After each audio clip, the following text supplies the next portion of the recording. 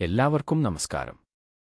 നമ്മുടെയെല്ലാം ജീവിതത്തിൽ ചിലപ്പോഴൊക്കെ നമുക്ക് തോന്നിയിട്ടുണ്ടാവാം, കഷ്ടം, ആ സമയം നഷ്ടപ്പെട്ടു പോയല്ലോ. ഒരുപക്ഷേ അത് അസുഖങ്ങൾ കാരണം പാഴായിപ്പോയ ദിവസങ്ങളാവാം, അല്ലെങ്കിൽ ഒരു ബന്ധം തകർന്നപ്പോൾ നഷ്ടപ്പെട്ട വർഷങ്ങളാവാം, അല്ലെങ്കിൽ ഒരുപാട് ശ്രമിച്ചിട്ടും വിജയിക്കാതെ പോയ നമ്മുടെ സ്വപ്നങ്ങൾക്ക് പിന്നിലെ വിലപ്പെട്ട സമയമാവാം.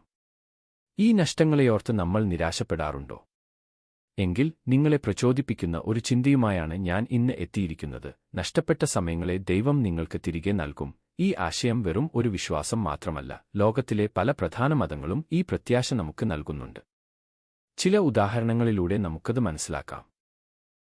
ക്രിസ്തീയ വിശ്വാസത്തിൽ നഷ്ടപ്പെട്ട സമയങ്ങളെ ദൈവം നികത്തിക്കൊടുക്കും എന്നതിന് വ്യക്തമായ വാഗ്ദാനങ്ങളുണ്ട്.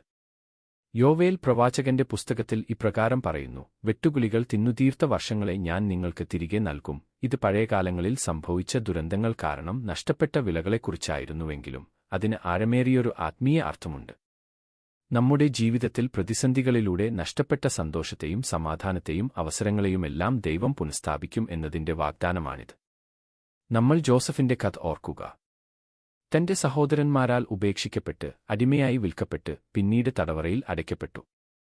വർഷങ്ങളോളം അവന്റെ ജീവിതം ഒരു ദുരിതപൂർണമായ യാത്രയായിരുന്നു. എന്നാൽ ദൈവം ജോസഫിനെ ഈജിപ്തിന്റെ പ്രധാനമന്ത്രിയാക്കി മാറ്റി. നഷ്ടപ്പെട്ട ഓരോ വർഷത്തിനും ദൈവം അവന് ഇരട്ടി മഹത്വവും അനുഗ്രഹവും നൽകി.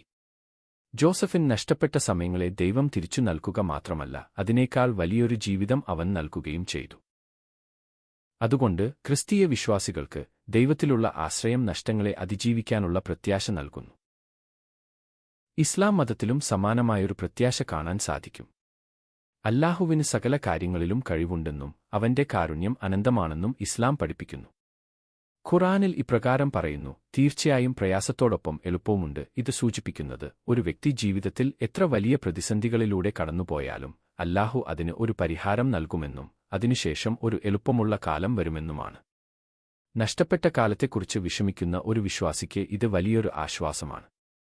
നബി മുഹമ്മദ് നബിയുടെ ജീവിതം തന്നെ ഇതിനൊരു ഉദാഹരണമാണ്. ഒരുപാട് കഷ്ടപ്പാടുകളിലൂടെയും പ്രതിസന്ധികളിലൂടെയും അദ്ദേഹം കടന്നുപോയി. തന്നെ എതിർത്തവർക്ക് പോലും അദ്ദേഹം മാപ്പ് നൽകി. വർഷങ്ങളോളം നാടുകടത്തപ്പെട്ടെങ്കിലും അവസാനം അദ്ദേഹം വിജയിയായി മക്കയിലേക്ക് തിരിച്ചെത്തി.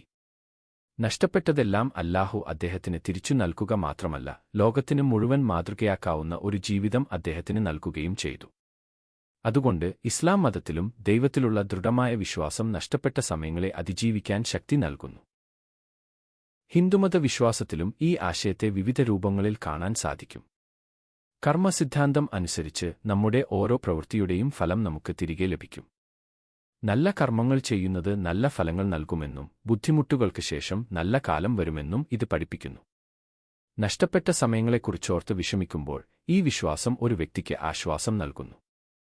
ഭഗവദ്ഗീതയിൽ ശ്രീകൃഷ്ണൻ പറയുന്നു: നിന്റെ കർമ്മത്തിൽ മാത്രം ശ്രദ്ധിക്കുക, അതിന്റെ ഫലത്തിൽ നിനക്ക് അവകാശമില്ല. ഇത് സൂചിപ്പിക്കുന്നത് നമ്മുടെ കഴിവിന്റെ പരമാവധി പരിശ്രമിക്കുക, ഫലം ഈശ്വരൻ വിട്ടുകൊടുക്കുക എന്നതാണ്.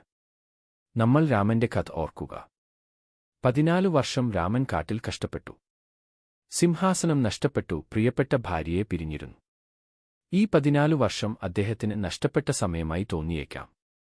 എന്നാൽ ഈ സമയത്താണ് അദ്ദേഹം ധർമ്മത്തെ ഉയർത്തിപ്പിടിച്ചതും രാക്ഷസന്മാരെ വധിച്ചതും ലോകത്തിന് ഒരു മാതൃകയായ രാമരാജ്യം സ്ഥാപിച്ചതും.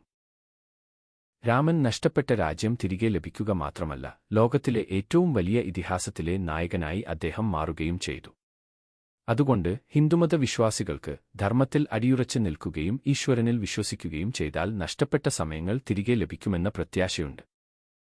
അതുകൊണ്ട് പ്രിയപ്പെട്ടവരെ, നിങ്ങളുടെ ജീവിതത്തിൽ നിങ്ങൾ നഷ്ടപ്പെട്ടുപോയെന്ന് കരുതുന്ന സമയങ്ങളെക്കുറിച്ച് ഇനിയൊരിക്കലും വിഷമിക്കരുത്. ദൈവത്തിൽ പൂർണ്ണമായി വിശ്വാസമർപ്പിക്കുക. നിങ്ങളുടെ പ്രയത്നങ്ങൾ തുടരുക. കാരണം ഈ നഷ്ടങ്ങളെയെല്ലാം ദൈവം വലിയ വിജയങ്ങളായി, അനുഗ്രഹങ്ങളായി നിങ്ങൾക്ക് തിരികെ നൽകും. ചിലപ്പോൾ അത് നമ്മൾ പ്രതീക്ഷിക്കുന്നതിലും വലുതായിരിക്കും. വിശ്വസിക്കുക, ക്ഷമയോടെ കാത്തിരിക്കുക. ഈ വീഡിയോ നിങ്ങൾക്ക് പ്രചോദനം നൽകി എന്ന് വിശ്വസിക്കുന്നു. നിങ്ങളുടെ അഭിപ്രായങ്ങളും അനുഭവങ്ങളും കമന്റ് ബോക്സിൽ പങ്കുവയ്ക്കുക. വീഡിയോ ഇഷ്ടമായെങ്കിൽ ലൈക്ക് ചെയ്യാനും ഷെയർ ചെയ്യാനും ഈ ചാനൽ സബ്സ്ക്രൈബ് ചെയ്യാനും മറക്കരുത്. അടുത്ത വീഡിയോയിൽ വീണ്ടും കാണാം. അതുവരെ നമസ്കാരം.